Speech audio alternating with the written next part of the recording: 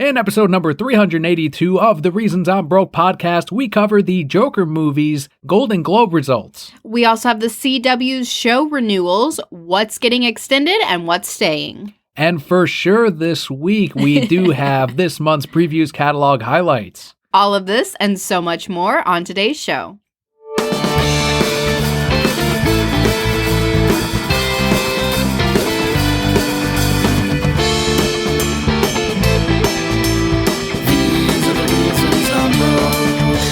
Hello and welcome to your award-winning The Reasons I'm Broke podcast, bringing you the reasons we're broke every single week, ranging from comics, movies, TV, video games, and more. I am Schoolboy Daniel. Are you in your little blue shorts and your little button-up shirt? I've got the little blue hat with the spinny thing ready up to top. Learn about Pokemon. Giant lollipop.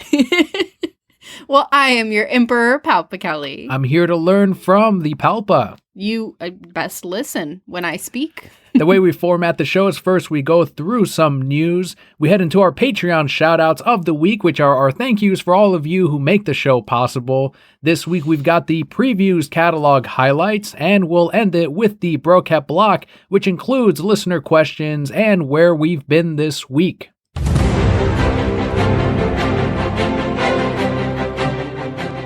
But kicking off our news, we have some pretty big announcements from CW. Aside from Arrow, which was already scheduled to end, the CW has renewed all of its current shows for the 2020 to 2021 season.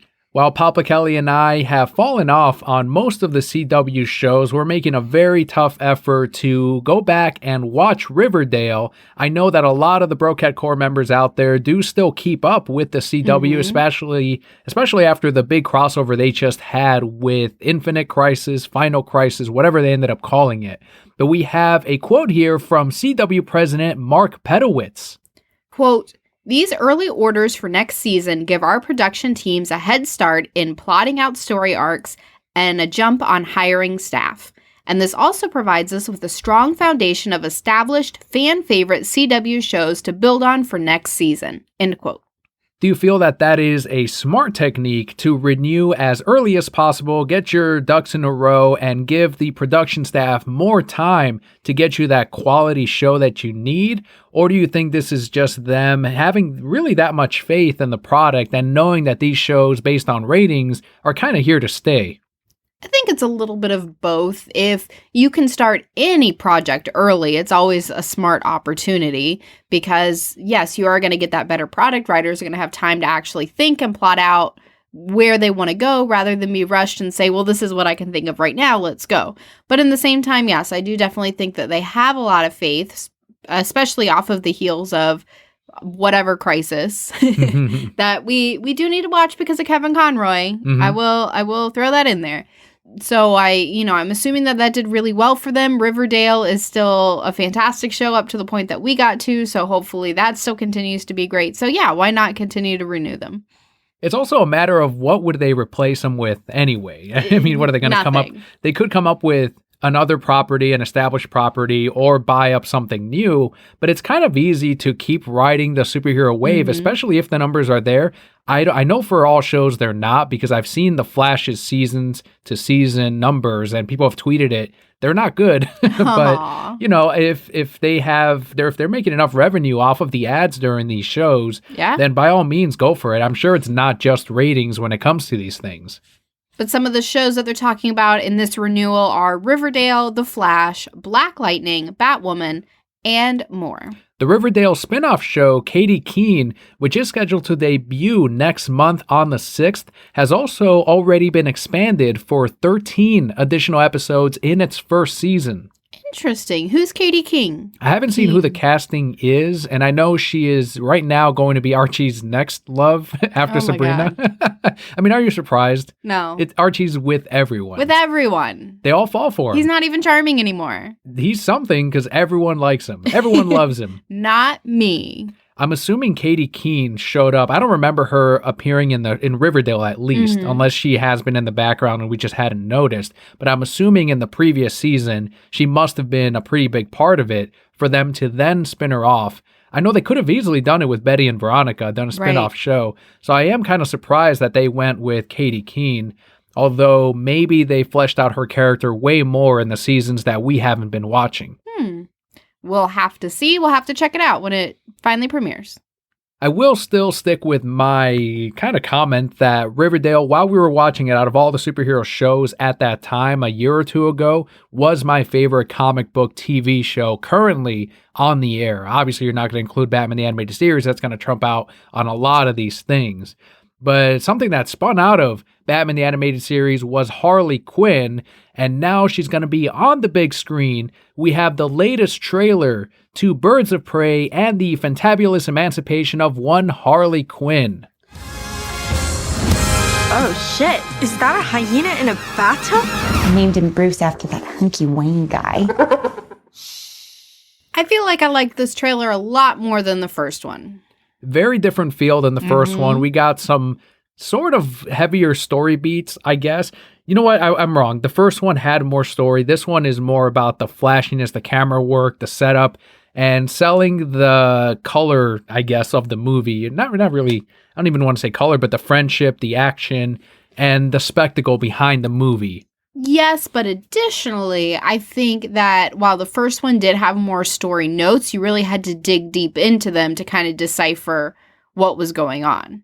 Whereas this one, she pretty much lays it out like, hey, I'm Harley and broke up with the Joker. It was totally mutual. And then I met these friends and these other people are trying to kill us, but we have to work together. Like, essentially, that's the story that she tells in this. So someone who doesn't have as much background with these characters, couldn't really piece that together by the first one, can now go, oh, so that's what the story is. And it's all of the characters just having fun. Yeah. It's a bunch of girls kicking ass, having fun, killing people. Did you notice that when they were shooting off on these different villains and characters, instead of blood, they had like that confetti coming out of them? Do you think that that was just for the trailer or because it is a rated R movie? Right. I don't know. That's interesting. And potentially maybe those are scenes where that actually does happen. And then in other scenes, it really is blood. And they're like, I think it's really funny if they just do confetti for everything. I don't remember seeing any confetti in that first trailer, so that's a hint of them saying that we're going to see a lot of this through Harley Quinn's eyes, and it's going to be a lot of wackiness like the confetti coming out, and that's going to make for some pretty humorous moments. But I know in the comics, and I don't think even in the show right now, they've done that with Harley, where she's just seeing things, and we're seeing that the world around her is kind of outside the norm in her eyes. What do you think of that change to the character for the big screen? I think it's really interesting. It's a way to make her character more lighthearted, because I feel like we're going to deal with some really heavy themes in this, and, you know, some really heavy material of all this killing, all this rated R, everything that we're going to see. At the same time, I almost wonder if they're going to play that into she forces herself to see the world this way, so she's not as depressed as she would be because of all these negative things. She went down this road with the Joker because she was looking for that happily ever after, and now it didn't happen, and now she's just in this real shit place. So unless she brings herself to that point, she would probably be like a very miserable person. There were two characters that we see here in this trailer that we got kind of a final look at least Ewan McGregor with his black mask look, they give you a great shot of that too, just like close up on the mask, kind of like, here guys, shut up. People did a side-by-side comparison between that and Arkham Origins, and the mask looks very similar. It's not the first time they've done a big screen adaptation of the video game look, at least. We saw that with Joe Manganiello, where they took his Deathstroke outfit from Arkham Origins, and essentially that was what we saw in Justice League, and what we're going to see in Zack Snyder's cut of it, and what we would have seen in the Batman film. Unfortunately, we did not get it. Although Joe Manganiello has been on Instagram putting up pictures with hashtag Flashpoints, so maybe we're going to get that stroke, and at least that we're going to talk about the Flash movie in a minute. But as far as Black Mask, that's as close as you get to the comic book version, aside from it being burned onto his face, or somehow he gets permanently with that black mask on his face. And do you think we'll see that by the end of the movie, or will they stick it out so that they can maybe use him in the future? I think they would stick it out. I don't think that it's going to be permanently burned onto his face, because you could potentially have other people posing as him, right? Wearing that black mask again. So no, I don't think so. Well, here's another thing. Now you're bringing that up. What if they do kill him off in this and then someone else does pick up that Black Mask persona? It's different from the books because it is just Roman Sionis in the comics, but that could be an idea that they go with in this. I came up with the first. You heard it here. Right here. Copyright. It's a way to get out of paying Ewan McGregor. That Ewan McGregor money. Right. You already got Margot Robbie in this. Just keep on paying him. He's great. The other one that Christian brought up on a Discord server, and I don't disagree with him, is that fans of Cassandra Cain, this isn't really, we're not seeing a lot of the Cassandra Cain character. If this is an origin of the character and later on we get a more traditional Cassandra, then that's really neat. But so far, I think if you're a more traditional Cassandra Cain fan, you're probably more than disappointed. Now, correct me if I'm wrong, she doesn't speak much, correct? She doesn't speak much. So that would probably be difficult to translate into a 2-minute trailer, if I had to guess.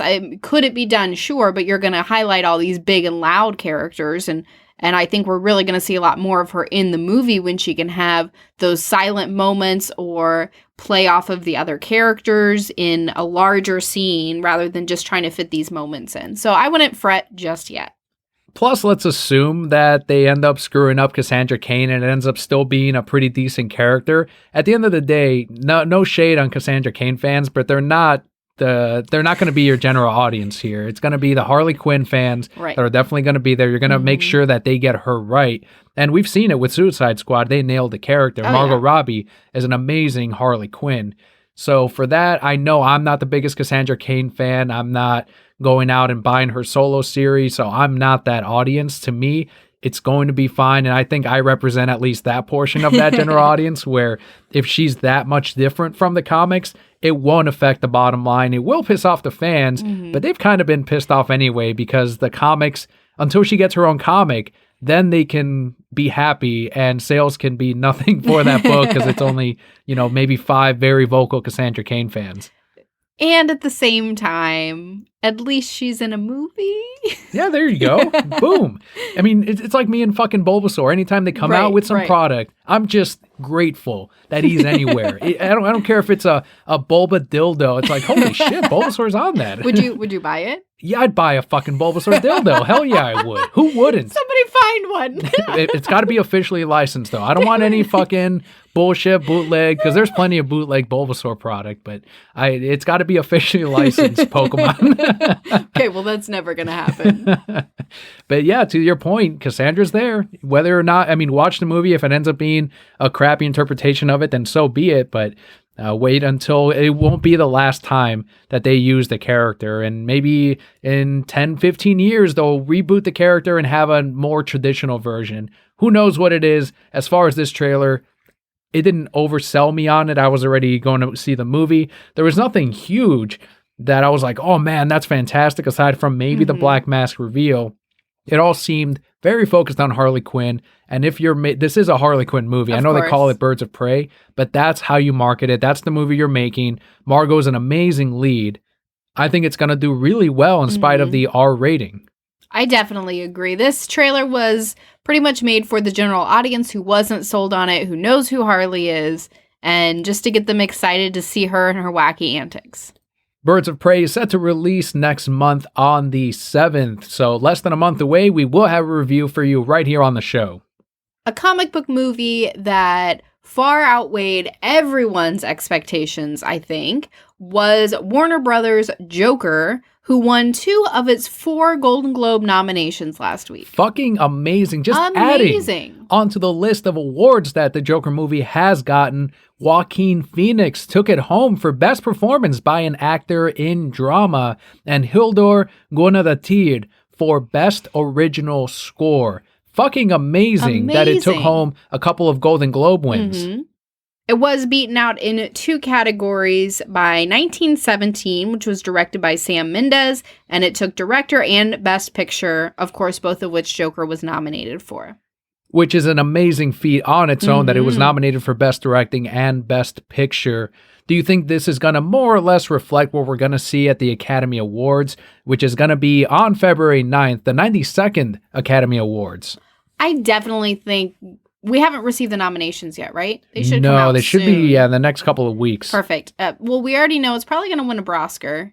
We're going to have the Broskers. Damn right, we're going to do them this year. If we're talking about that. But yeah, I definitely think it's going to walk away with something. The fact that Joaquin won for Best Actor, I think, is a pretty good indication that hopefully he wins an Oscar for it. I don't know. I didn't see all the movies, but but hopefully it still receives nominations. I don't know why it wouldn't. I don't know if the Oscars are too snooty for us comic book movies.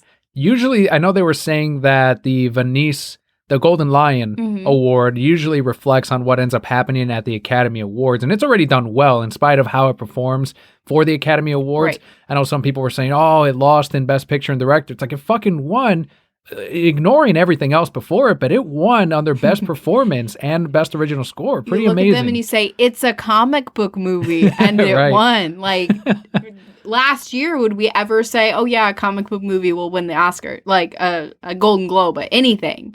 I don't think very few people, if someone's like, yeah, Marvel, I'm like, but that's all people were saying. I don't think that was in the back of our minds. And when this movie came out, I think we knew that it was going to be good, but I don't think anybody expected this. No, they didn't expect this. They didn't expect the $1 billion that it made at the box office. Without China. China. I will always throw that in there. With all the controversy, and now it's winning awards. It's going to get nominated for more than one Academy Award. And when it does, that just continues to surprise everyone. I'm sure Warner Brothers has to be surprised because they split the earnings with a different company because they were unsure. You know, Todd Phillips was talking about it, how he kind of fell under the radar at WB because it was so low budget that they were able to make it. And even then, it was a struggle to get it made for a while. So this is, I hope it's a lesson to not just Warner Brothers, but to other movie studios, not Disney, because they don't care about this kind of art house stuff, but for other studios to, yes, if you can do a low budget movie with a great story, and if you happen to attach a comic book character to it, it might be that magic recipe for your $1 billion and your tons of fucking awards. It's an amazing win for Joaquin. I did not expect the nominations either before the movie released. After it, it's like, holy shit, this is going to do pretty well. That being said, Once Upon a Time in Hollywood came out last year. That was my favorite movie of last year. They keep talking about 1917, which this lost to. We're going to see that this week. So there's probably stronger films out there on different categories, but the fact that DC Comics has one of these, and hopefully this isn't the last, not necessarily Joker universe movie, but the last legitimate, strong-storied, well-filmed movie that they do based on DC characters. We're here for it regardless. Us and our DC beluga-ness. Yeah. Where's that? Was Endgame? Did I miss the Endgame list? Nothing here. Huh. We're still waiting for Black Panther. I heard that was... Yeah, they were. Well, I think man, it's crazy. I don't know what happened with the MCU. They put out 3-4 movies this year, like and I don't see any Golden Globe wins for them on here. And should we address the Scorsese comments from this week? Sure. Because it's pretty funny. He was at a panel with Todd Phillips. They're buddies, of course. He was a producer at one point of Joker. And he did say that he saw bits and pieces of Joker. He didn't actually watch it because he knows what the movie is already. Someone his age and someone that's a master of his craft knows by looking at a movie, okay, I know what that structure is going to be. I know what the plot points are going to be, and I don't need to see it. And that's what he said. Right. He said a lot of movies, he already knows what they're going to be. He did clarify that he meant all superhero movies when he called them theme park attractions, and I think that was mainly what he called it. The Marvel sheep immediately were like, "Oh, look, see, he meant everyone, Marvel and DC." And I'm like, "How fragile is your guys' ego now that you have to backpedal on this Martin Scorsese comment? Now you're for him. Now you're not calling him a senile old man, right? Now you're not saying that he's jealous of the MCU and the DC universe movies, right? Now, no, none of that. Now he's on your side is what they're saying or what they're interpreting. Just best friends. And I'm like, man, look, what kind of mental mental connections are going on in their brains where now they have to kind of tap dance this self-justifying weird. It's like, what? They continue to prove that the ego is most fragile with the MCU fans in spite of all the success that they've had. Right. Pretty fucking hilarious. It's really funny. Where's your Joker movie, though? I'm waiting. Where's their Joker? I'm waiting too. I don't think where's it's their going to happen. Where's their Academy Award winning Suicide Squad? Don't see know. it. All right, let's move on to more movies from the DC universe with The Flash. The Flash film director Andy Muschietti has confirmed that the movie will still be a Flashpoint comic adaptation that led to the New 52, but it'll take some liberties. In an interview with the #show, Andy said that it'll be a, quote, different version of Flashpoint than you're expecting, end quote.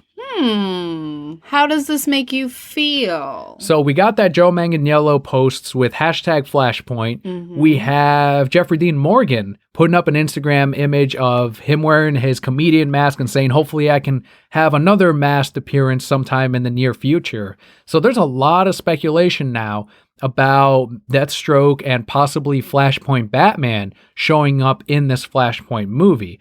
If they're saying, Andy's saying that this is based on the New 52 comic book, or the comic that led into the New 52 with Flashpoint, then I do expect now to see Jeffrey Dean Morgan's Batman. I expect to see a thinner Superman. Hopefully Henry Cavill returns for that. That being said, he wasn't a huge role in the Flashpoint movie, or even in the movie or the comic books. But we do need to have Jason Momoa as Aquaman. We need to see Diana Prince. We need to see Gal Gadot return for Wonder Woman as they have their relationship, which was a big part of Flashpoint. And in Zack Snyder's cut of Justice League, this was back when they still had these plans to do an eventual Flashpoint movie at the end. He just put it up. I don't know, it couldn't have been by chance. He just put up on Vero an image, his first Snyder Cut image of 2020. It's Aquaman and Wonder Woman sitting in the back of the van as they're digging up Superman, and he's offering her a drink. And he called it, I don't remember the exact quote, but they're getting to know each other. So that right there is kind of almost hinting at that Flashpoint universe that he would have had, this connection that these two characters have that we didn't see in Justice League. That's very interesting. I wonder what massive changes would take place, though, because as he said, he's taking liberties, and that's already a dark universe. That's tough. I mean, I'm so stoked to see it because I thought it was a really great idea and a really great take on these characters. So to see that on the big screen, it's like, oh my God, that would be amazing. But I'm still, I don't know about the liberties. We're going to get Reverse Flash. There's no way we don't if you're going to do Flashpoint. I know a lot of the DC fan base has gotten extremely hopeful because it went from it's no longer called Flashpoint to it's a solo Flash film to now again is a Flashpoint movie. And they're correlating that with Zack's talks at Warner Brothers and the rumors that he may or may not be re-signed on. All these Warner Brothers accounts suddenly followed him again on Twitter, and that maybe they are letting him continue his vision with the DC universe. I'm not on that boat yet. Right. I'm confident that we're getting the Snyder Cut. It's going to release, and I think it's going to be this year. But I'm not on board yet that we're going to get the rest of his vision either, because then you have to sign on all the actors. It's a whole process after that. And from what Andy is saying, it doesn't sound like they're going, okay, well, we're going to take what Zack was going to do and apply it here. Because Zack's was the ending of that DC universe with the final Justice League film, and I'm assuming they would have then rebooted using Flashpoint for future movies with new actors or however they wanted to do it. Others are on the completely opposite side of the spectrum where they believe that Flashpoint, we'll get Flashpoint Batman, but that the end of this Flashpoint universe will be their reboot of it where they'll include Battinson Batman as the new Batman for this universe. They'll keep Jason Momoa and Gal Gadot, and there's even some people saying that they're going to pull in Joaquin Phoenix Joker. No.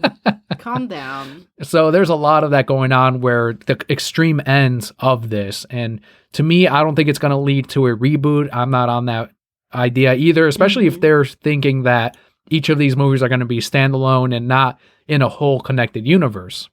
I am sad to see that it's not Zack's vision because we could have gotten his Manhattan from Watchmen. That's my magical thinking that, of like, he would just be there. Like that's if Zack Snyder was still there, thanks to Doomsday Clock, I would assume that we'd get some vision of his Dr. Manhattan. And people have already done the Photoshop GIFs of Manhattan running, or you're seeing the Speed Force and Manhattan in there.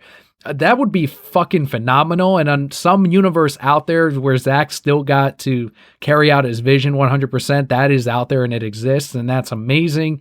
But I don't think we're going to get it in this timeline. I definitely don't foresee that happening. 0%.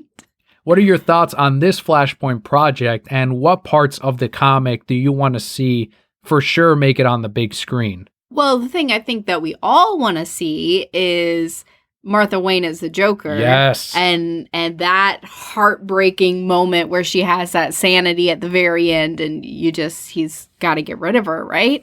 So definitely that's something that I want to see. I would love to see the struggle with Wonder Woman and Mera and Aquaman and all that drama, all that tea, spilling tea in the ocean all over the place. But I think that would be pretty interesting. I am probably going to be on an odd side, and I don't know if they went that very graphic, violent, bloody route that they would actually use Jason Momoa and Gal Gadot, because I feel like they've done such a great job of making us associate those characters with hope and peace and understanding and love. And now you're going to say, oh, well, now they're just killing each other and killing the world and going against everything that they thought, they would have to be really, really careful to make us understand this is alternate. This is different. We need to fix it. They're corrupted because of X, Y, and Z. So I don't know. I don't know who they're going to use for that. Regardless, I'm still super stoked. I do love the story of Flashpoint and the whole universe. And at the very end where you have a little piece of paper that goes to Batman from his dad. So I would love to see that too. But at the same time, I'm also listing everything that was in the comic. Right. And it's not going to be that. They already said it's going to have liberties. So I think we are going to see a very grim and dismal kind of post-apocalyptic world because of these heroes. Absolutely. But are they going to follow the same storylines? Probably not.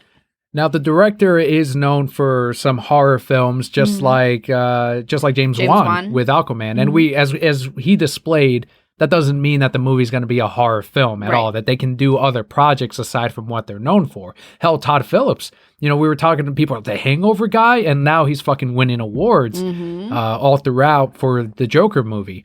That being said, though, do you think that this will still be, you mentioned the post-apocalyptic grim movie, do you think it'll be anywhere near as dark as the comic once it comes out on the big screen? I don't know.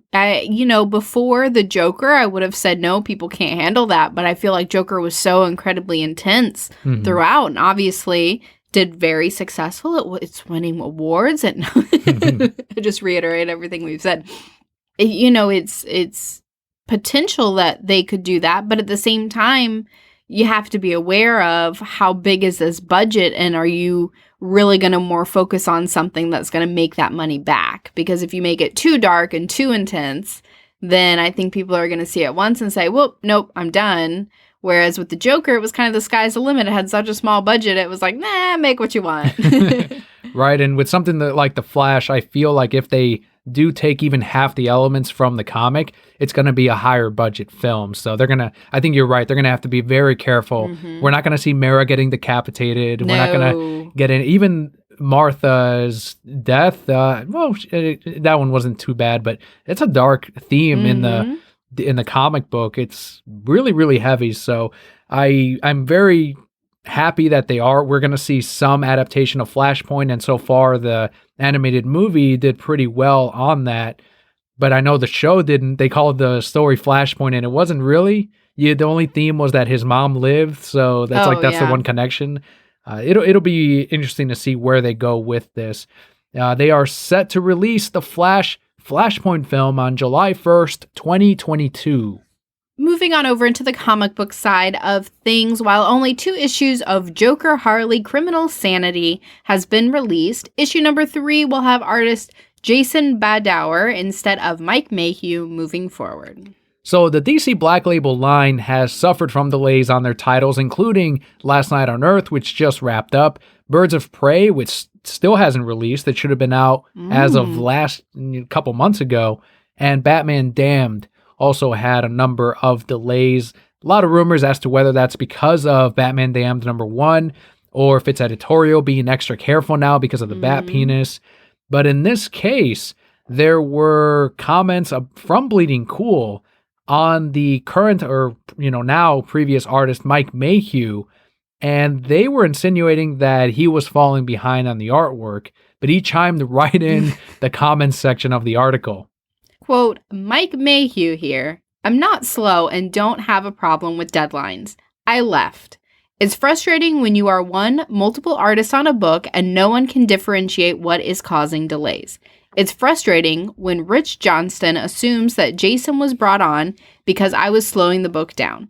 Sometimes things are more complicated than they appear, end quote. You don't see that often. You'll see them on Twitter kind of sort of give some hints as to what are creative differences, but he got fucking pissed off. Yeah, he's like, I'm not slow at this shit. Delays aren't just me. Right. Could be a number of things. And I'm glad that he went on there and really kind of set the record straight as to, no, it's not me. You don't know what you're talking about. I'm not thrilled with the artist change because I always like them to have some kind of consistent look to the book. But if the book is strong enough and tells a good story, then at the end, it does not matter. Look at Superman Red Sun. It wasn't the same issue. It suffered from delays as well. It wasn't the same artist. They changed it. He wishes he could have finished it all the way through, but he couldn't. And it's still my favorite comic book of all time. So it's not necessarily a sign of the quality of the comic, but I did like that Mike Mayhew came back at him a little bit. He said, nah, sister, listen. More comic book news, though, from possibly DC Black Label, as Batman White Knight writer/artist Sean Murphy confirmed that he is doing the art for a Catwoman series. Blake Northcott, who did Vampirella, will be writing the series. Murphy tweeted that his Catwoman design, and you saw it as well, is his take on the Batman the Animated Series Season 1 through 3 design. Looks so similar. You can definitely tell that he pulled a lot of influence from it. He also ended up putting on the whiskers. He said you got to have whiskers on Catwoman, so that's really interesting because I don't believe she had them in the animated series, right? Nope. So he made it work, though. It looks good, and with the gray outfit, normally it's black in the comics, sometimes purple if you're talking about the older Catwoman. No word yet, though, on if this is going to be a DC Black Label title or if it's going to replace/run alongside the current Catwoman series. Either way, I'm for it. Catwoman is great, one of my favorite villains. I will forever support her and Batman. I don't think I've read anything from Blake. She's obviously done some Vampirella, but Sean Murphy, we love Sean Murphy, and he's an amazing artist. You know you're going to get tons of vehicles in this since he loves drawing cars. We will definitely subscribe to this series, whether or not it's an ongoing or a miniseries. The fact that he confirmed it on Twitter means that it'll probably be on the next previews catalog. Our next segment focuses on DC Universe, what's showing up and what is leaving.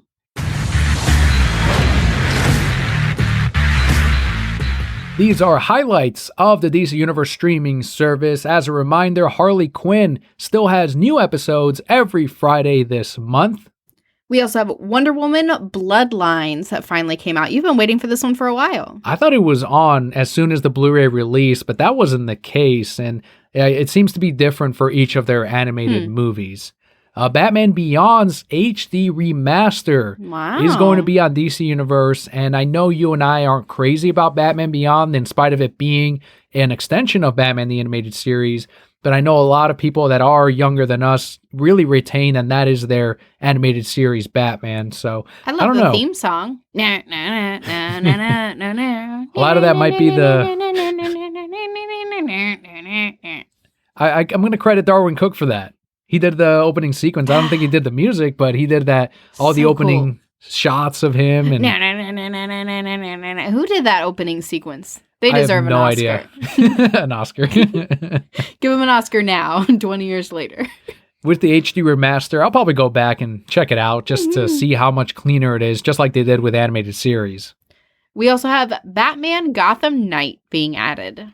This is the one that came out right before The Dark Knight, Christopher Nolan's Dark Knight, which has all of the different short stories in animated series format. Kevin Conroy voices Batman in this. And I believe this is the project in which he had to voice both Bruce Wayne and Batman, and they weren't sure if he still had it, young enough to be Bruce Wayne. And so he's like, let me try it. And they did some recording sessions, and they're like, yeah, he still sounds young, like a young Bruce Wayne. And it works. And it's an amazing little, I guess, movie series of stories, kind of like Emerald Knights, but on the Batman side that still supposedly took place in that same Nolan universe. But I think it stands on its own. I think it's a good standalone movie that could fit in either before Dark Knight or, in its own thing. And now the long list of what's leaving DC Universe. My favorite animated Superman, and one of my favorite animated movies from DC, it is All-Star Superman, unfortunately. But if you weren't able to catch it, I fucking buy it. Honestly, I recommend it personally. It is awesome. It's better than the comic. We also have Justice League versus Teen Titans. I think we saw that, right? It was okay. Yeah, it's all right. It's Batman fine. Beyond, The Return of the Joker, unfortunately, but that's another one that I say you definitely must own. We also have Green Lantern First Flight. Saw it many years ago. Once was enough. Justice League, The Flashpoint Paradox. So if you don't want to read the comic, I do suggest you read the comic, but you can also check out the movie, which wasn't bad. Justice League War and Justice League Throne of Atlantis. What'd you think of those? I don't remember them, I think I do remember Throne of Atlantis. It was alright. New 52 adaptations had Darkseid coming in, kind of what they were aiming for with Zack Snyder's universe. Son of Batman, Meh. yeah, it was okay. A lot of these were post that period where they were trying to make everything New 52, unfortunately. So I'm not going to miss these leaving. But also Superman 2, Superman 3, Superman 4, The Quest for Peace. Never saw them. Superman Unbound with Brainiac, also another one that was just okay.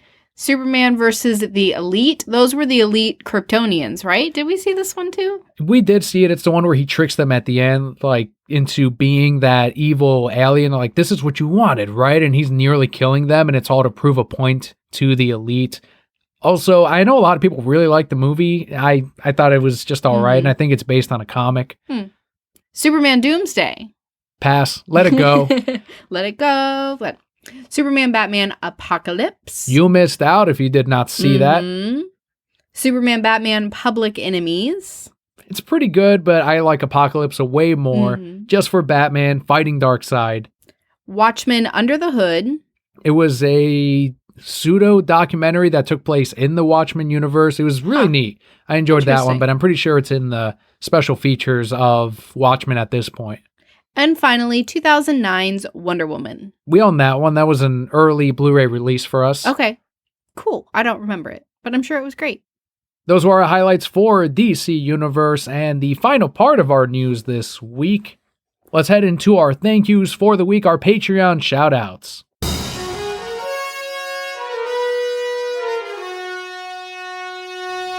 This week, we have 5 shout-outs. First one goes out to Neil, whose Twitter handle is @inmats68.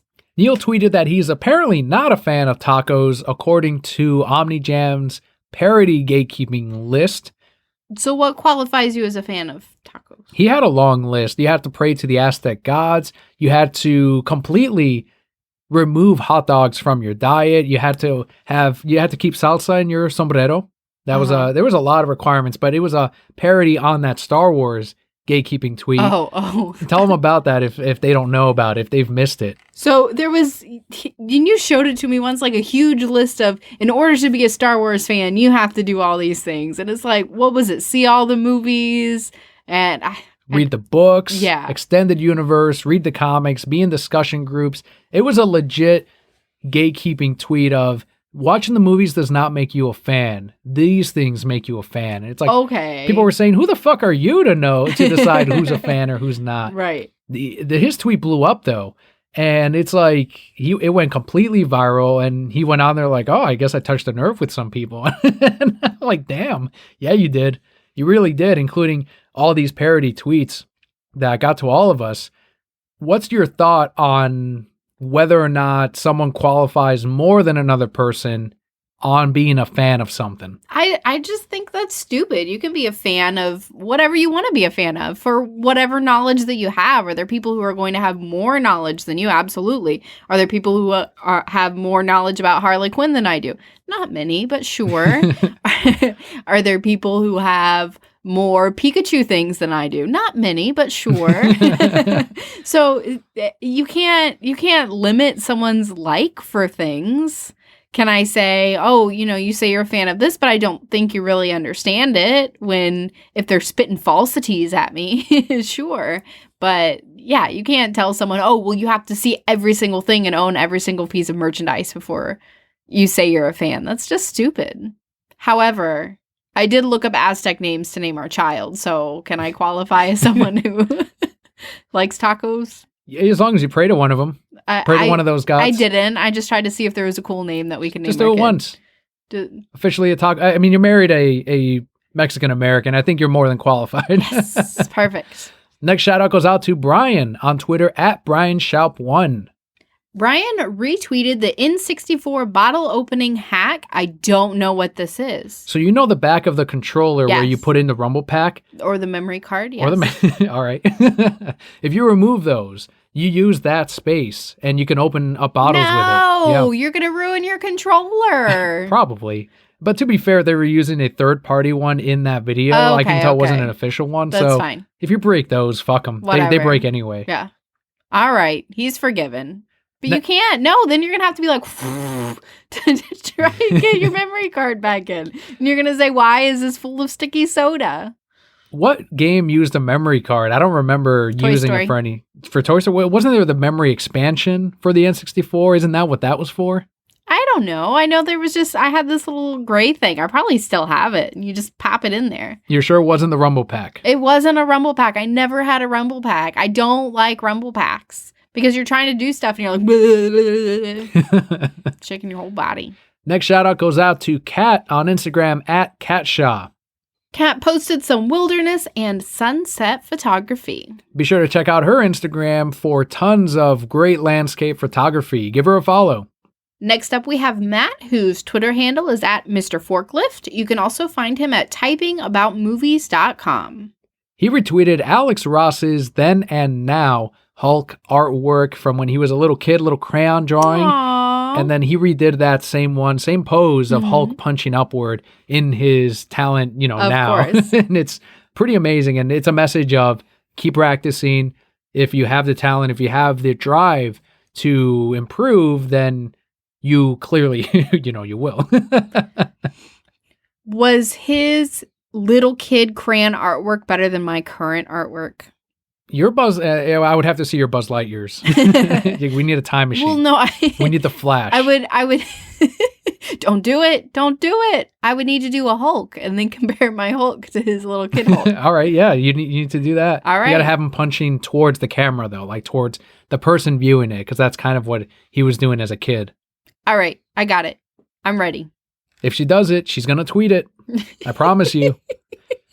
Last shout out this week goes out to Jared on Twitter at Spoon Sandwich. You can also find Jared on YouTube, youtube.com/Jared Monroe. He has been wrecking online on Call of Duty Mobile. He was wondering why he's better at Call of Duty Mobile than real Call of Duty, but he posted up 2 first place pictures. That's amazing. I know when we were on vacation, the guy at the tattoo shop was playing Call of Duty on his phone, and this is something that I did not know about until I saw his tweet. Apparently, it's actually a pretty decent mobile game, and it somehow does work out pretty well. So good on whoever. I don't know if it's not Activision, is it? I don't know who makes it, but good on them for Call of Duty, and Jared for apparently being awesome at Call of Duty Mobile. And it seems to be getting more and more popular since I'm spotting it even in real life with people playing it. So huge thanks to everyone, Neil, Brian, Kat, Matt, and Jared for your Patreon support this month. If you too would like your shout out every single month for as little as $1 a month, that's just 25 cents an episode, you too can become a Patreon supporter and help make the show what it is today. We also want to give a huge thanks to KingdomT-shirt.com. That's Jose, who runs KingdomT-shirt.com, because he helps us out with the decals at the $5 reward tier. He's been doing it for several years now, so make sure to check out the other decals on KingdomT-shirt.com. But that wraps up our shout-outs. We do not have a comic book highlight because we have our previews, catalog, all the things that Daniel's going to buy me.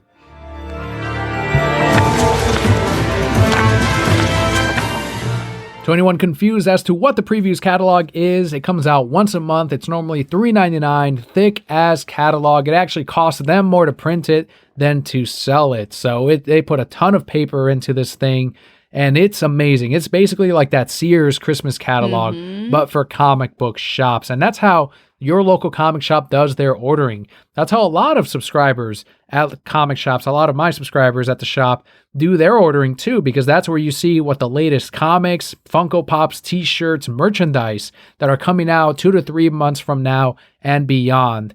And that's how we do our subscriptions as well. Holy shit, the latest series of Sean Murphy's Catwoman, for example, that's going to be on that previews catalog, and that's how you make sure you don't miss an issue. And it's something that Kelli and I stay on top of, not only because I manage a comic shop, but it's fucking fun to go through this thing. And we wrote down our highlights and things that we thought were really neat this month. The free Comic Book Day comics, as well as the pieces of merch, are on there. So pro tip on this one, if you see any free Comic Book Day book that you are interested in, let your comic shop know, especially if you have a subscription, because they don't order everything on that free Comic Book Day list, because those things still cost money to the comic book shop. Even though they're giving it out for free, it all ends up working out because free Comic Book Day ends up being one of the biggest sales days for comic shops. That being said, though, all the especially hyper indie books that are on that free Comic Book Day list, let them know this month. There's going to be final order cutoffs for that. Free Comic Book Day is in May, 4.5 months away. So be sure to get on that list. And I have one that I'm getting for my mom, Little Lulu, free Comic Book Day edition. And one for myself is going to be the Street Fighter number 100 edition. Usually Udon's very good about putting out an original story during the free Comic Book Day events. So I will absolutely be pre-ordering that one. Last one I'm going to talk about as far as free Comic Book Day before we switch on over to Palpa Kelli is there's a Spider-Verse Mondo pin. You guys have heard of Mondo. They do those awesome records and limited edition pieces of movies and music. Well, they're coming out with a Spider-Verse Miles Morales pin that has all of the different little dots that you saw in the movie, and you could only get it on free Comic Book Day. It is on page 44, and that's where all the free Comic Book Day stuff is. It's going to be $10. So is it like an enamel pin? Like a metal. Yeah, I don't know if enamel's like the soft plastic or not, but yeah, it's going to be a metal pin. Wow, that's amazing. So onto my list, I look at the merchandise. So on one side of the book, you have all the comics. You flip it over, turn it upside down, and that's where all the merchandise is. So first up on page M14, there's a Batman the Animated Series bust. I know you probably have this on your list as well. Yep. It's $200, but it is gorgeous. It looks straight out of the TV. Absolutely fantastic. There's only 1,000 of these also, so very limited. If you want it, make sure you snag it. Over the last several years, they've been doing more and more animated series stuff. And at the beginning, we were getting almost all of it because it's like, holy shit, now they're doing it again. We've got the animated series. And there's an embarrassment of riches now with the animated series merch where we have the luxury of needing to pick and choose because there's just, we have enough reasons we're broke. And animated series is a big part of it. But somebody's sitting behind their desk releasing these things going, heh, suckers, buying all this. What else do you have? Next up on my list, M33, there is a Frank Cho Harley statue. This is $140, but really, really cool because she's in her gesture costume except for her head.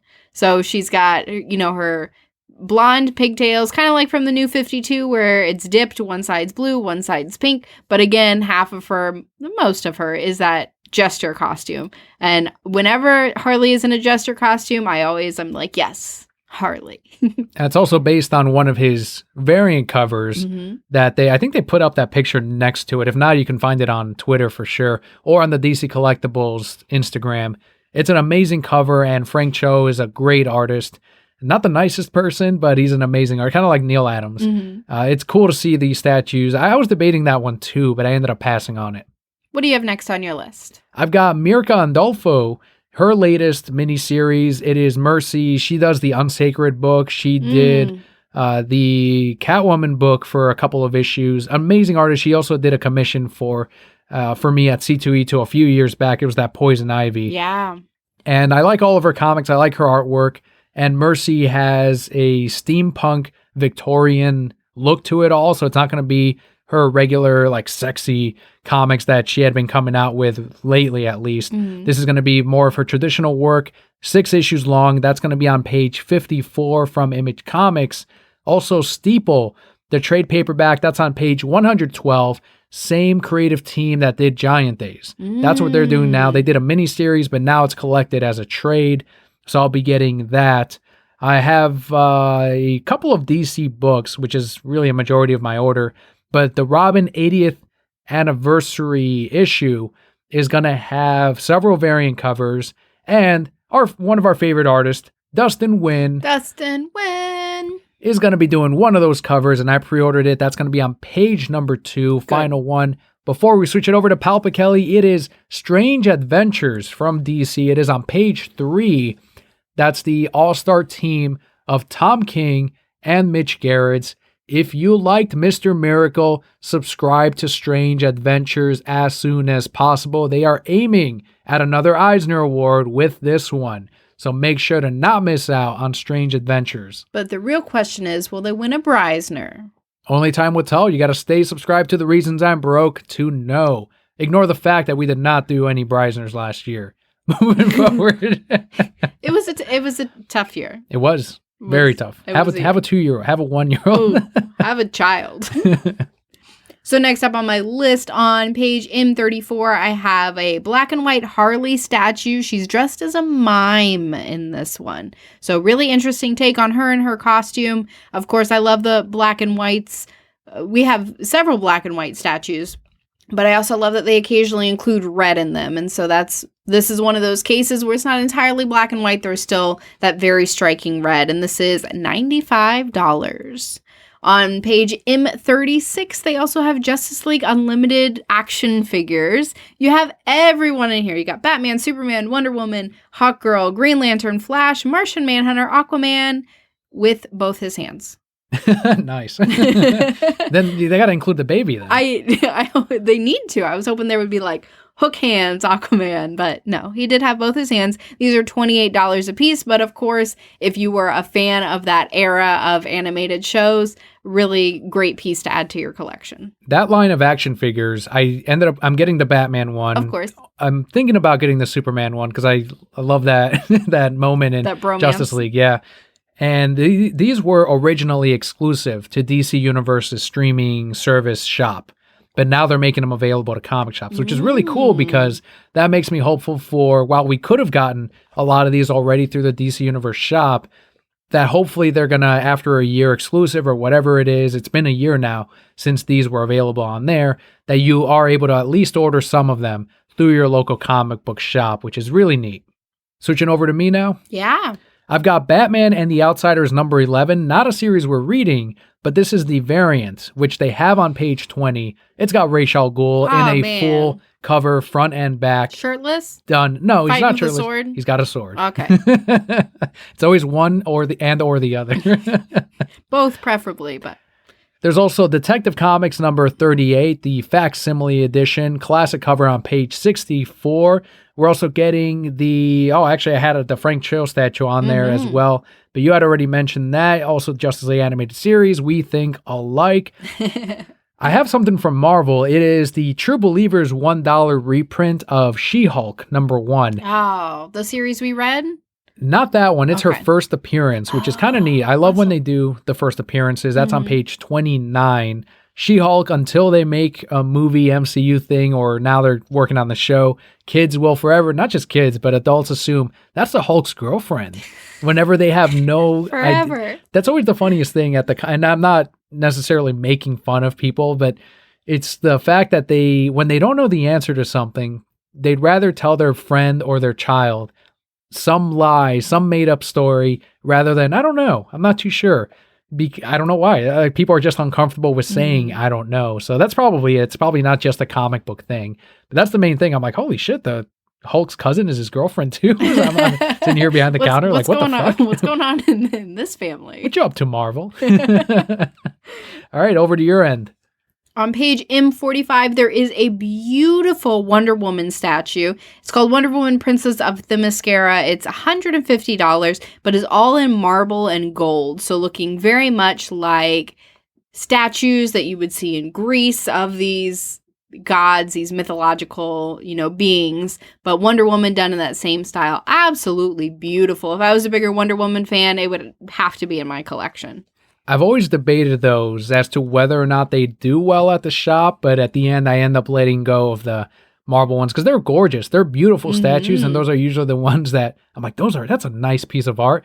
Those are the ones that sit. Right. they want the full, and that's what it is. They like the full colored PVC statues, which are great. I like them too, but those are the more consumer friendly pieces.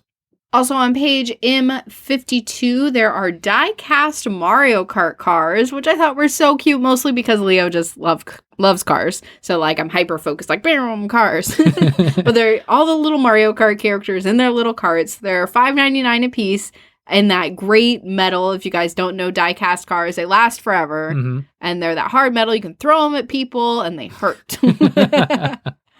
Yeah, Leo, most of our house is going to soon be toy cars because people know what he likes.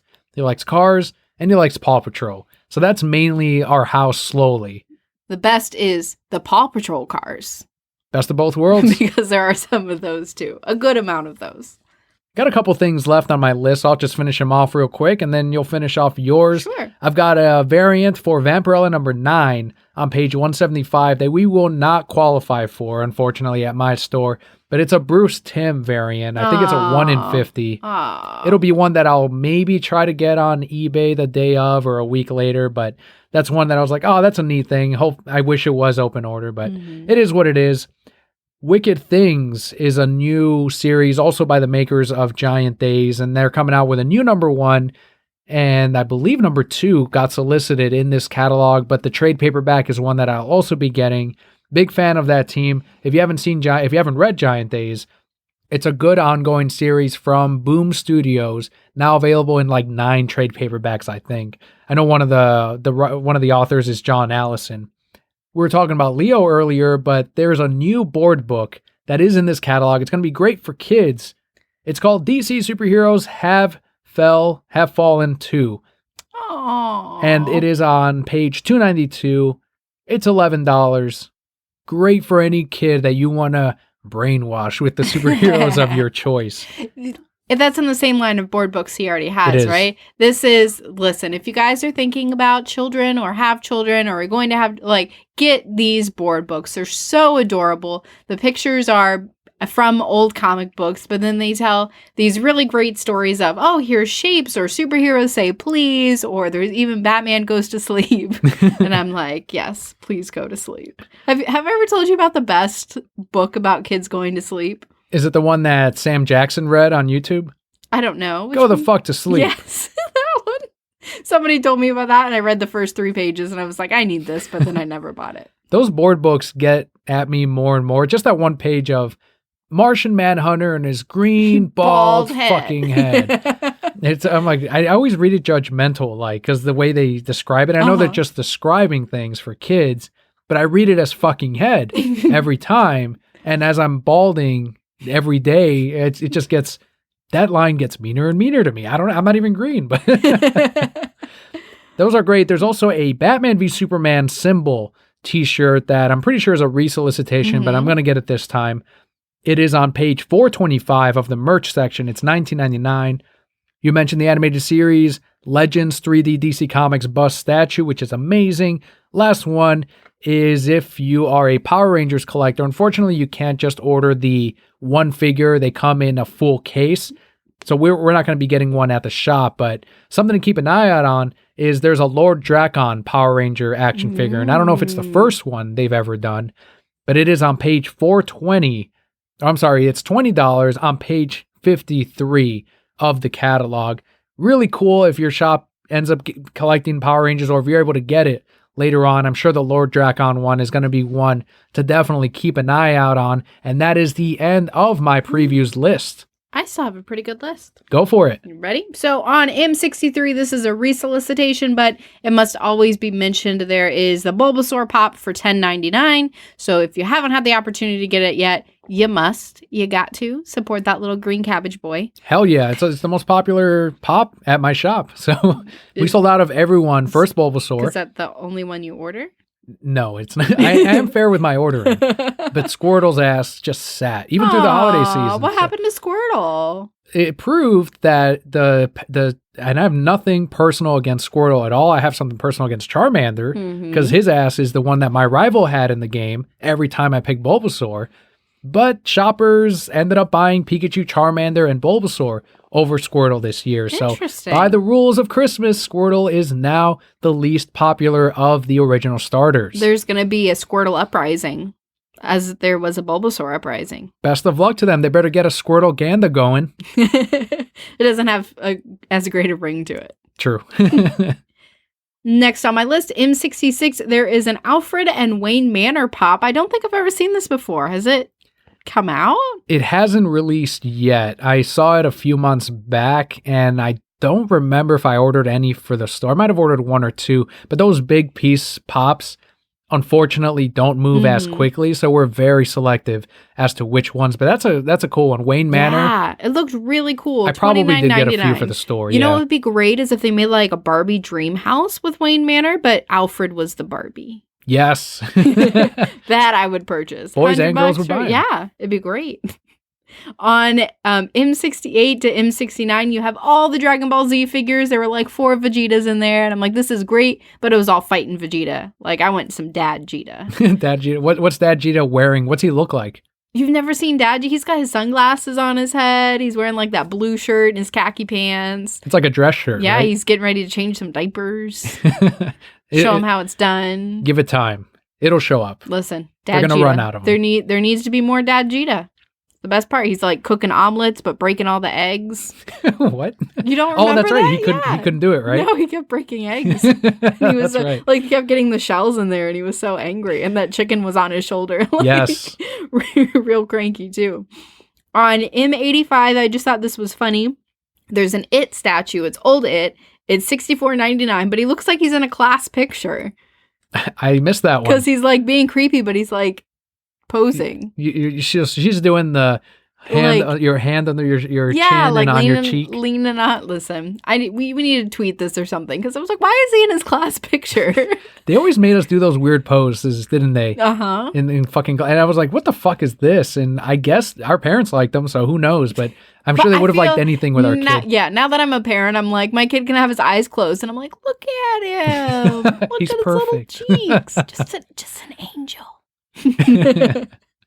On M89, we have Kingdom Hearts Keyblade keychains for $10, which was really cool. So I think there's like 6 or 7 different ones, and it's all the different Keyblades. Of course, you have the regular ones, and then all these fancy what the fuck things. Those are resolicited as well. I know I still have some at the shop from the first order we placed on them. So Kingdom of Hearts fans will not buy the Kingdom Blades in keychain form. Hey, do you have the regular one? Yeah, we have the regular one. We have that. We have the star thing, the fucking Oblivion blade. Who the fuck knows? Have them all. Regular one. I was wrong on that one because we never reordered those. The last thing I have on M103 is a comic storage box with all the little baby Justice League characters. So it's all the Justice League characters, but they make them like chibi and cute and adorable. It's a 5-pack for $12.99, but this would be really cute if you have kids and you're wanting to, like, they're wanting to start their collections. It'd be really cute to get it, and like, this is their box for their collection because it's adorable, and then they can stay away from yours. These are awesome. And to be clear, they're $12.99 each, and they come in packs of 5. So our shop usually orders 1 or 2 packs, and then we reorder as they go. But they're incredibly popular because they mention, as I remember too, that comic boxes were not themed to like the coolest covers or the latest Absolute Carnage #1. I would have dreamed of having really neat like Batman or Sonic or whatever comic boxes, but instead we grew up on the regular white ones, and now they have nice regular white ones, and they're great, but these are amazing. They're stronger. They're cool. Kids have it really good. It's just that they're so new still, even though they started coming out almost 10 years ago, but they're still so new that we've yet to get the officially licensed Star Wars ones, which I would make a killing on, or even something with Sonic the Hedgehog. We just got the Power Rangers ones back in, which are already about to disappear. Mm-hmm. These are amazing, and we end up usually ordering every single one of these that come out because they don't keep them in print. You used to decorate your white boxes, though. I remember, like, when we first started dating and I'd come over, you'd have, like, that little sheet of paper with different pictures just pasted, like, in Word. That's what we had to do. Yeah, we had to. That's what my brother and I did, and that's how we also differentiated each of our own boxes. Mm-hmm. But we would have, pictures of different characters printed out in color, tape it on our fucking boxes, and that was it. And I'm sure I want to hear other stories, other comic collectors from like earlier years. How would you decorate your comic boxes? Because there's no way anyone just kept them white throughout all these years. The printers were the internet, growing up with the internet, and then downloading images and printing them out was a huge thing, at least for me. So being able to put that on your comic boxes, on your folders for your schoolwork, amazing. So I want to hear other stories too. That wraps it up for my previews catalog, though. A lot of really cool things. One day I'm going to dive into like the mangas and find some great, hilarious ones. There's some funny ones, yeah. Let's head into our final segment of the show, which is the Bro-Cat Block. This is what happened with Daniel and I this week. But first, we have a Bro-Cat question at Cuban Slim Bobby coming through again for us this week. Continuing his weekly streak. You two can be like Bobby, but you're not. Do it. Tweet it until they start tweeting, until someone else out there along with Bobby starts tweeting once a week with a question. Mm-hmm. He has the sole control of that streak every week. He does have a question here, quote, if you could move New Comic Book Day to another day, which day and why? Should a local comic book shop have control over this? And could that ever be a thing? Why or why not? End quote. Amazing question. And the fact that I do manage a comic shop, I think anyone can answer this one. What would you think the ideal day would be to release new comic books? Not Wednesday. What do you think? What's the obvious answer? Like Saturday. No. Monday? Payday is the day you release new comic books. Payday changes for everybody. Thursday or Friday then. Okay. Because that's usually payday for a lot of people. The same day that they release new games and new movies. That's, I think, when I would move New Comic Book Day, because I feel like there would be an influx of sales based on, I just got paid today, so now I can afford not only my new books, but also this new statue that came out or this new Funko Pop. I think over time, it would generate, over a year, I think it would generate tons more sales than usual. So you want to lead people into poverty? Comic shops would not be the sole reason for poverty. I've seen it with a lot of the like irresponsible buyers that eventually you don't see anymore.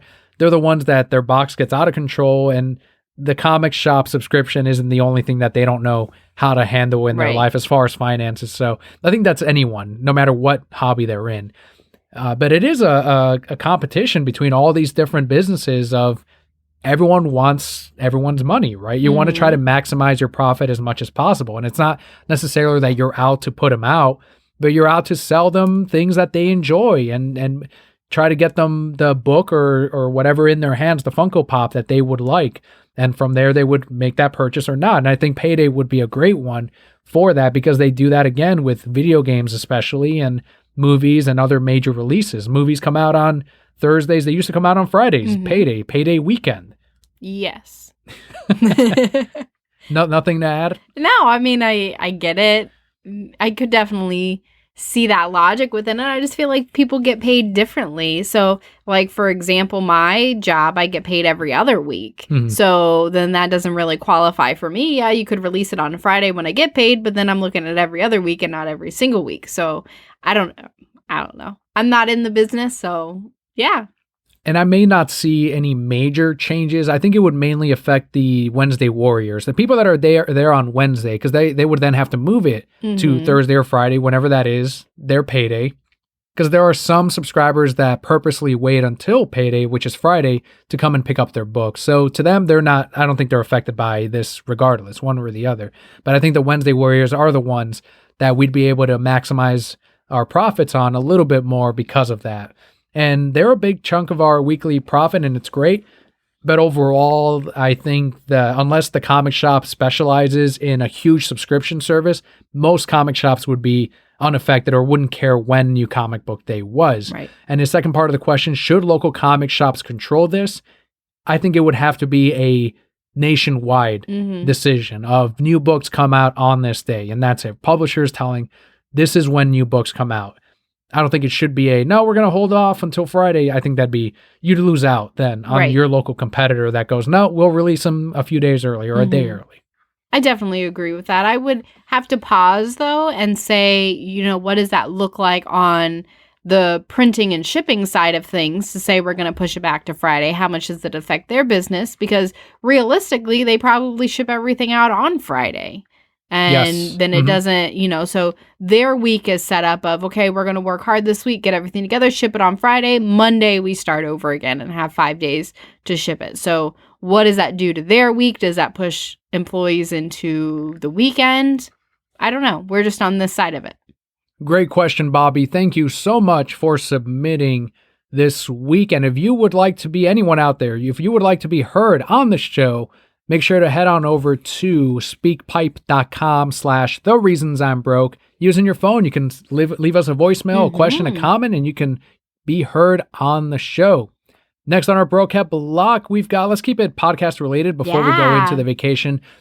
On our YouTube channel, you saw it. We put up the unboxing, the video. The 2019 Podcast Awards trophy arrived this week, and it's got the engraving. It's got the Reasons I'm Broke titling on it, games and hobbies. You were especially impressed by the thing. I was. It was much more than I expected. It's a really thick piece of, I guess, plexiglass is what it is, but really sturdy and awesome. Something that we're definitely going to keep displayed. This isn't just us. It's all of you and all of your support and your help nominating us and voting for us and getting us to this point. So exactly like we said in the video, it's not just our trophy, it's yours as well. But yes, very impressed. They did a great job putting it together, and third time was the charm. It was absolutely, and it is on display with our other statues and special comics in our IKEA case, and we're very, very proud of it. And as we said on the unboxing, it doesn't change our week-to-week show because we're still aiming to give you the best week-to-week podcast that we can produce, but instead it is a confirmation of, all right, we're going in the right direction. We're never going to be at our, I don't feel like we're ever going to go, okay, we're at our best. This is it. It's just constantly trying to improve every aspect of your life, including the podcast. But it's a really neat thing to share with all the Brocat Core members because you did this. You voted, you listened each week, you subscribe, whatever small parts, just the fact that you're listening to the show, you're contributing to the long-term continuation of the podcast. And if you're telling a friend, that's even bigger. If you voted, that's even bigger. Like it's up to you on how involved you get with the Reasons I'm Broke podcast. And it's an amazing trophy and an amazing testament to the incredible listeners that we have. So check it out on our YouTube channel, youtube.com/thereasonsimbroke. You can see it in full detail. It is absolutely gorgeous. And I think you will be especially happy to see it as well. But now for our last bit of the Brocat blog. As we said last week, we were going on vacation. We went on vacation. We're back. I know you missed us so much. But I think it was, pretty great. I enjoyed it.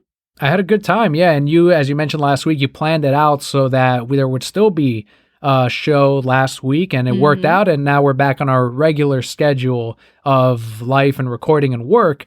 But we ended up going, I think you did tweet out about it, but we went on our, I think, 5th cruise at this point. I think it's my 5th, it's your 4th. There you go. And we ended up going with Norwegian, which is not fucking Disney. How much is Disney now? It's crazy expensive because of the Star Wars and Marvel. Yeah, it's like $3,000 for 5 days or something like that for 2 people. Right. It's insane. So you ended up going with Norwegian, which isn't Carnival, like the Carnival's Right, like the RC Cola of these cruise lines, or the Walmart, I guess I should say, of these cruise lines. But Norwegian was pretty decent, and we ended up going to 2 stops, ended up being a 5-day cruise, and ended up going to Cozumel and Costa Maya. We did, and we've been to both ports prior to, but I think out of all the places we've been, Cozumel especially is probably our favorite port to go to and do different things in. The shopping is always fun, walking around, seeing the different things, sitting out on the beach primarily, but mostly we slept. Yeah, we did sleep a lot. A lot, which I feel like after 2 years of not sleeping because of our adorable little man, that was definitely something that we needed. We were able to just rest and relax and not starve ourselves like we usually do, during our days at home when we're just so busy and we don't have the opportunity to really sit down and eat and enjoy. You mentioned going to Mexico. Cozumel is one of our favorites, especially it helps that you have someone who speaks the language. Do I? And that's when I start speaking to them in Espanol, then they're like, "Oh, I'll give you the discount because you do speak Spanish." I'm like, "Oh, come on, buddy. I'm not stupid." That's always funny. But we go to the Mega D, is basically like their Publix, or to anyone up north, like your Jewel Osco, or insert grocery store, but it's for Mexico. And that's where you have the Mexican candies, the Lala milk, which you can't find here, but you can find the different flavors there. And it's amazing. You can find and they do almond milk, they do rice milk. The candy was a big one. My mom sent us with a list, and I brought a shit ton of that back for her. And in turn, like they watched Little Leo, which was amazing too, your parents and mine. It was a great trip. The casino, we played a little bit of roulette. I had my, I'm like, all right, I have my $100 that if I lose that, that's it. We ended up making $49. So we left with $149, and just hitting on that roulette table. There was a fight that broke out on the poker table. That was crazy. They were sitting over there just yelling at each other. So I guess some guy had come in late and was told that he could join the poker tournament, but he couldn't actually, and then something was going on and they were yelling at each other, and the guy's like, "Nobody's listening to me, I'm trying to tell you." So they calmed down after a little while. They had all these managers over there trying to calm down after a little while, and then the woman starts grumbling under her breath and he started yelling again. I'm like, oh my god. Yeah, when he goes, shut up, like he was so fucking pissed. So mad. And she was in that attitude of like, wow, and blah blah blah, and then he's like, no, you don't even know what talking about. He's like, you're embarrassing yourself. Jesus. And everyone, like, you were getting really anxious from that, and I was just like, that's kind of funny, but I want to fucking play. And the managers are over there, so our dealer, I don't know if you call that the roulette dealer, he had to make some change with the chips, and due to them needing another person to make that change or to confirm the chips, that way they're not accused of stealing something themselves, it was holding up the fucking betting, and he was getting upset, and I'm like, fucking goddamn assholes. So, but it was still really entertaining. Unfortunately, they ended up switching out the dealer, and that's when we ended up dipping out, because as soon as they do, you start losing 2-3 in a row, and you're like, yeah, let's just stop. This is where everything you gain, you lose. So we're like, all right, we'll stop at our $49 winnings. And that was neat, because that helped pay for some of our shopping at the Mega D. And it was great. Yeah, we were very careful with our spending, of course, on the cruise ship. But I think we did good, especially with the little roulettes. Just hit on that one. We did. We did spend a little bit of money. It's always been a bucket list to get a massage on a cruise. So you were so kind and got me one. And it was fantastic. And the lady's like, "Where do you hold your tension?" I'm like, "In my shoulders." And she's like, "Nah, whatever." And then at the end, she's like, "You do." And I'm like, "I know." You were like the I guess, fucking make Marvel fans happy. You were the Thing, like his hard, rocky back. That was me. She's like, "When was your last massage?" I'm like, "I've never had one." She goes, "You need more." I was like, okay, but not this trip.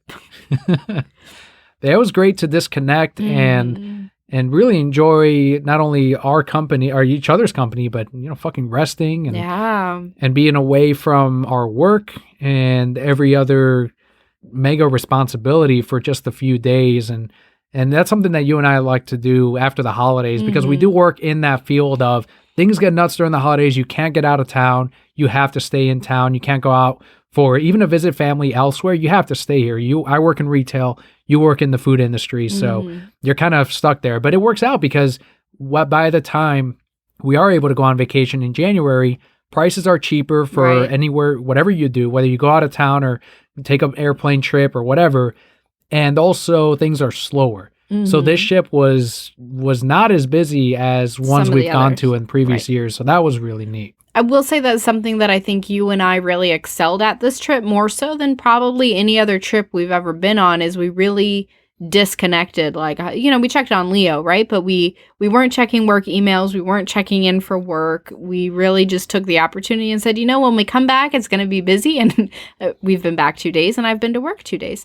But but we knew that was going to happen when we came back, but we understood the value of taking that time to really not let those things bother us while we were on this trip. Yeah, that's something that's at least taken me several years to do, of me worrying about work while I'm on vacation isn't fixing things for me for later on when I get to work. It's not like I can start working on those things and making that load easy. It's going to be there regardless of whether I worry about it today or not. And I think, at least for me, I was able to just, all right, that's future me's problem. It's not my problem today. I don't have to deal with it today. I just worry about being on this vacation. We did get the opportunity to watch some of The Witcher too. Fuck yes. Finally, it's been in the back of our minds, but those are hour-long episodes, and we just don't have the energy at the end of the night, especially over the holidays. So we were able to download some of them through Netflix and then get to watch. I think we're four episodes in. Yeah, I think maybe 5. Enjoying it so far. I won't say like, oh, it's my favorite show ever. It's not Lucifer standards, but really interesting show. It's cool how it starts out, I want to say like really confusing because there are all these different stories, and then you finally start to realize, oh, it's not in the same timeline. So then you're piecing it together. How many years ago did this happen? When did this happen? And you really have to pay attention. And I'm sure by the end, the last episode, it's all just going to converge into one solid story moving forward. I'm right there with you. It's not an amazing show. It's got I like the production, the costuming. That's all fantastic. I do like that.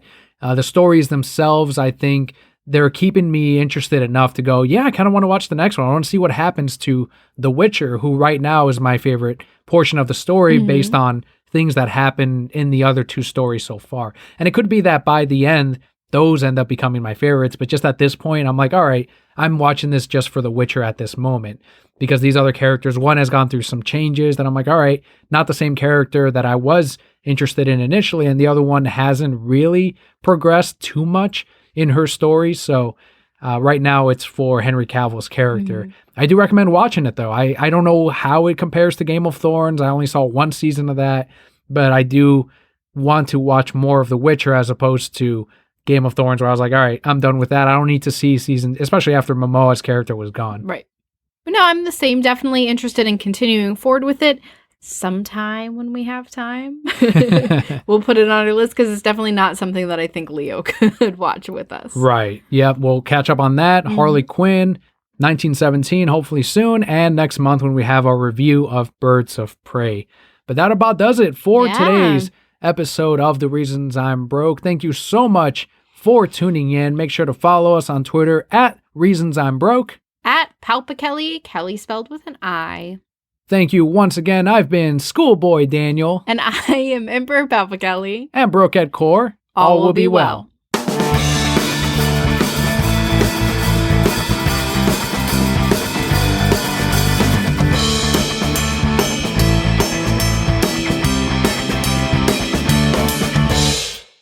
Toss a coin to your Witcher. It's the best song. That's the Bard's thing, right? He's so good. Oh, Valley of Plenty. Apparently it's like blowing up the internet. I didn't know that. Everybody loves it because it's so catchy. and then they're drawing pictures of Henry Cavill as a stripper and people are tossing coins at him. Listen, people love Henry Cavill. I still got to show you that video of The Witcher, but gay. And it's just the background music of Britney Spears is Toxic as he's fighting them. And it fits. Like, it works. I love it.